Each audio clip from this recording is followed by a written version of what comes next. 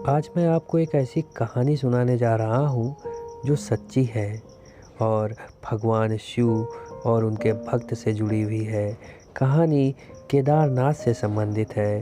भगवान शिव अपने भक्तों को अपने से अधिक प्रेम करते हैं। आप उदाहरण चाहे रावण का ले लीजिए या भस्मासुर का। ऐसी ही एक कथा बहुत प्रचलित है। शायद यह एक सत्य कथा है।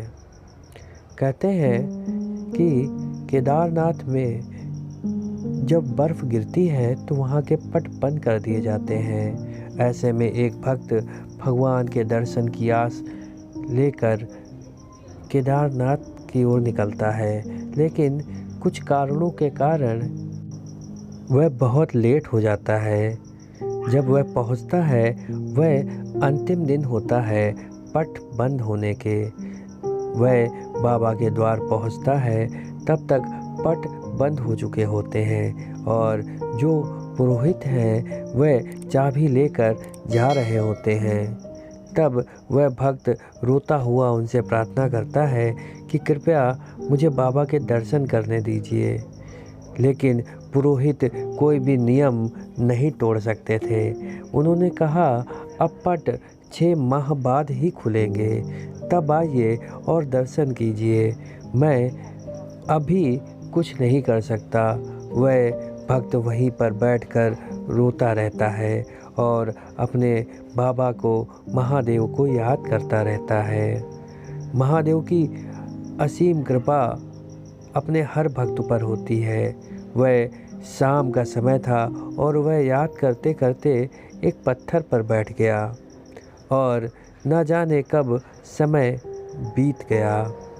रात्रि हो गई थी और वह बाबा को याद करते हुए रो रहा था और समय बीतता जा रहा था। तभी वहाँ पर एक महात्मा आए जो काफ़ी लंबे थे और दाढ़ी, बड़े बड़े बाल वाले वह महात्मा वहाँ पर आकर उससे पूछते हैं कि बेटा क्यों रो रहा है। तब उसने अपनी सारी व्यथा उस महात्मा के समक्ष रख दी और बोले, मैं बाबा से असीम प्रेम करता हूँ और महादेव के दर्शन की आस लेकर आया हूँ। अब मुझे 6 महीने बाद आने को कहा है, तब तक मैं रहूँ या ना रहूँ और मुझे बाबा के दर्शन करने हैं। मैं क्या करूं? ऐसा कहकर वो अपने मन की व्यथा उस महात्मा को सुनाने लगा। महात्मा अत्यंत भावुक हो गए और बोले, तू दर्शन अवश्य करेगा। और ऐसा कहते हुए उन्होंने उस व्यक्ति के ऊपर हाथ फेरा और वह व्यक्ति सो गया। प्रातःकाल जब उठा तो उसने देखा कि मंदिर में बहुत सी भीड़ लगी हुई है और पट खुल चुके हैं। वह उठता है और देखता है, पुरोहित जी के पास पहुंचता है और कहता है, पुरोहित जी, आप तो कल कह रहे थे कि मंदिर 6 महीने बाद खुलेगा और आपने तो आज ही खोल दिया। पुरोहित पहले तो सोचता है कि ये कौन व्यक्ति है, फिर उसे ध्यान आता है कि ये वह व्यक्ति है जो मंदिर में अंतिम दिन आया था।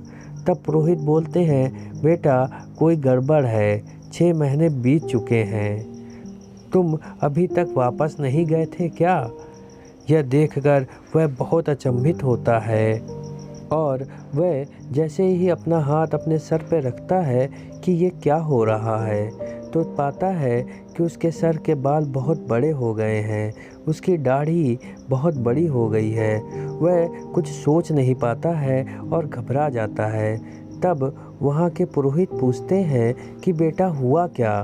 तब वह बताता है कि बाबा, मैं जब दर्शन करने आया था और पट बंद हो गए थे तो मैं बहुत रो रहा था, मेरा मन अत्यंत उदास था। तब एक बहुत बड़े महात्मा आए जो एक त्रिशूल लिए हुए थे और बहुत लंबी कटकाठी वाले थे। उन्होंने कहा कि तू क्यों रो रहा है?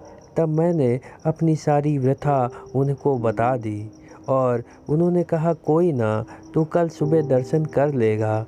और वे वहाँ से चले गए। और ये क्या हो गया है, मुझे समझ नहीं आ रहा है। लेकिन वहाँ जो पुजारी थे वह सारी बात समझ गए। वह बोले, पगले, वो कोई महात्मा नहीं, स्वयं प्रभु थे।